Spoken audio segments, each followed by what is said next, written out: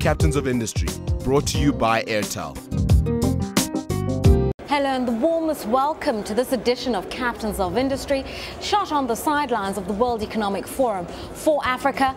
Our guest today has been named one of the top 100 most influential people in accounting and also in the boardroom. He sits as a member of the World Economic Forum's Business Roundtable. He leads one of the big four accounting firms in the world. His name is Tim Flynn, the chairperson globally for KPMG International. Thank you very much for your time, and it's really a great pleasure to have you here today. Was it daunting becoming such a powerful, influential figure in accounting, seizing the helm of KPMG? Well, I don't think I'd use the word daunting. I don't think of myself as that powerful of a figure. It's been a great experience. I've been with the firm for 32 years. I've had the privilege of leading both the U.S. firm and the global firm. And I've got a great team around me and 140 professionals around the world. So they make my job pretty easy, actually. Yeah. What is accounting in today's world? Because we all know of the credit crisis and what led to it in terms of market failures, 2008. And many people are saying the accountants should have seen the irregularities. They should have identified that there were flaws. Look, I think that every player in the capital markets, I don't care if you're an investor, a regulator, a CFO, a board member, an auditor, a business advisor, everybody has to learn from the crisis and understand that we could all do things differently in hindsight. But accounting plays a very important role, accounting, a very important role in ensuring the integrity of financial statements. And we have to learn as we evolve. We have to make sure that we work with our clients on full disclosure and transparency, and make sure that what we do is relevant in the world today and going forward, and we're focused very much on doing that. I mean, obviously the bankers and the company executives are very concerned about what they see as the heavy hand of the state these days. So many measures being taken at regulating, particularly financial services industry, Basel III recommendations for the banks. Do you think the world's becoming too regulated? You know, I think that there's two sides to that story, right? One side is too much regulation, another side, not enough regulation. And we've seen through history that you swing through pendulums, through cycles. And clearly when you have the shock in the system that we had, and you look at the damage done to the capital markets, people losing their jobs, some 32 million people around the world lost their jobs through the credit crisis. Savings and retirement plans being changed, wiped out, altered. So it's understandable that there's an angry group out there and that there's a lot of angst against the system. And so the pendulum's going to swing over, and that's probably understandable. I think we have to be careful, though, that we put in thoughtful regulation, that we don't overreact, that we have a chance to sit back and look at where do we really improve the system, and how can we ensure the stability of the capital markets. And regulation plays a part in that. So there's no question about that. What's it like operating in the United States today in particular? Because obviously, as I'm saying, we've seen major interventions on the part of the government. We're now seeing some recovery, particularly in companies' balance sheets, but definitely there's a sense that a new standard, a new system of norms needs to be injected into that particular financial system. You know, people talk about a new reality or a reset of the global economy. I think there's no question that what we went through in 2007, 2008 was a real shock to the system. And a lot of it started from the U.S., emanated from the U.S., to capital markets, to complex financial instruments, and the ripple effect around the world, as people were chasing for yield and looking for ways to improve their returns. Again, I think that lessons have to be learned coming out of that. Business models have to be challenged. Better risk systems need to be put in place. Better understanding of risk appetite and risk tolerance. So I think people are very seriously minded about it. What can we learn from the crisis? How do we improve our systems? How do we evolve our business models? How do we improve financial reporting? How to make sure investors are more diligent? How to make sure that regulators are more effective? How to make sure advisors and accountants are more effective in the roles that they play? And so I think it's an environment and a mood today, one of optimism that the system is stabilized, maybe a heightened sense of responsibility as business leaders to ensuring that we regain the trust and confidence of the public, and a very seriously minded approach to making that happen. So I am an optimist at heart. and I think the system today is much stronger because of what we went through. Right. And I hope those lessons learned stay with us for a long time. Regain the confidence of the public. How do you respond to people who say America's brand of capitalism is suffering a serious credibility crisis? I think everybody's going to have their opinion, right? And as we look at developing markets and developed markets and different models, at different times and cycles, different governmental models, economic models might look and appear stronger.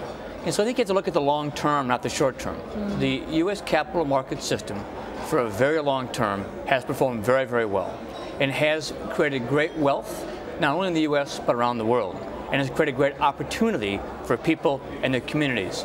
And so I think we have to look at a long-term point of view and wait and see, have the lessons been learned coming out of it? Yeah. Will we be stronger coming out of it? But I don't think capitalism is dead.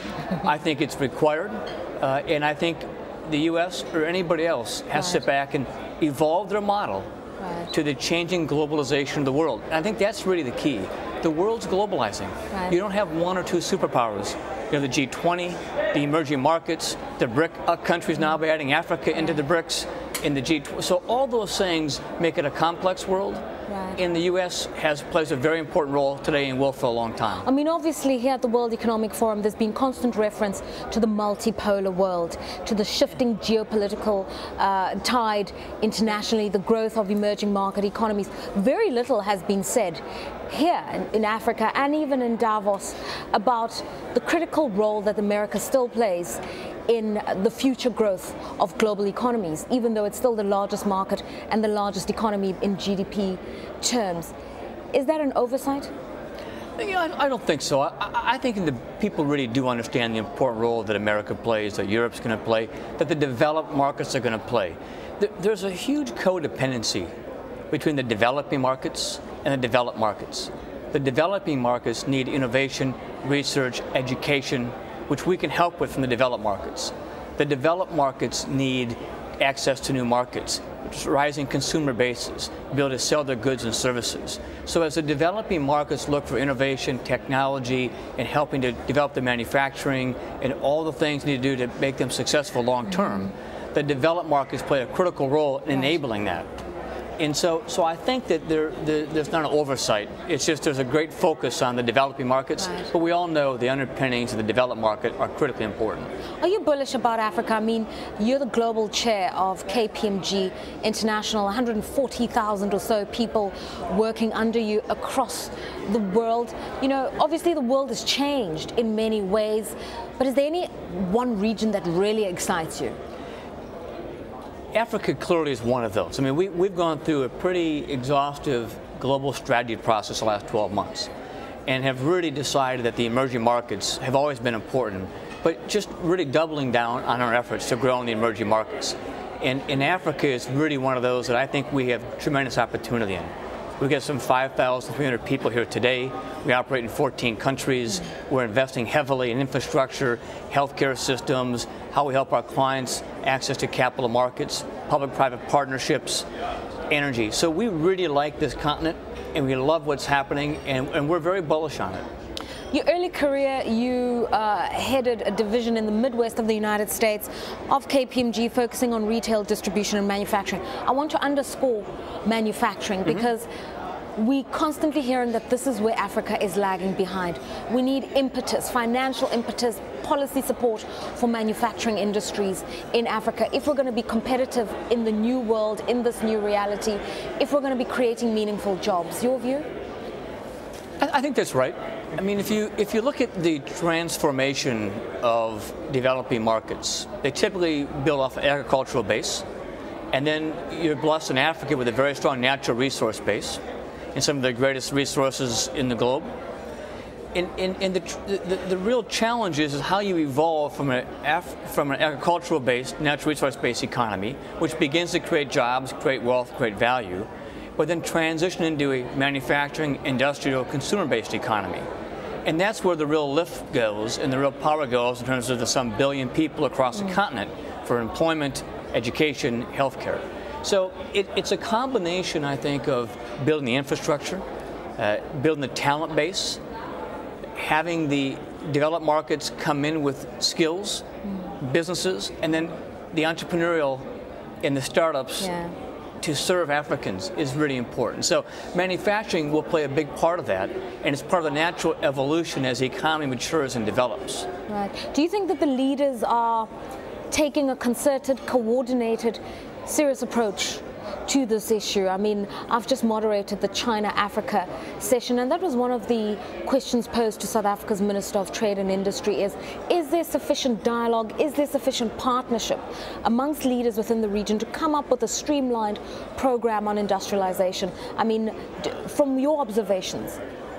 It certainly has been talked about a lot here as we've talked about what's needed to take Africa and the continent to that next level in manufacturing, industrialization, building that consumer base, creating the jobs. I mean, unemployment is a huge opportunity and a huge challenge, some 25% unemployment.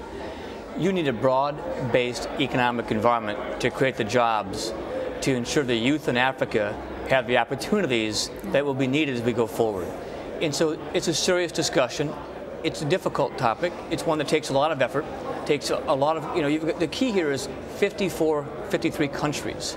How do you intercontinental trade, free access to markets, free labor movement, access to capital within Africa to stimulate that kind of growth? So do I think they're serious about it? Yes. Is it critically important to go forward and create the kind of economy they want to create? Right. Absolutely. Another dilemma facing the continent is the promotion of local investment. We often relying very much on foreign direct investment, on capital inflows into our equities markets, but we're not seeing sufficient generation of indigenous capital, indigenous investments. We don't have wide enough tax bases.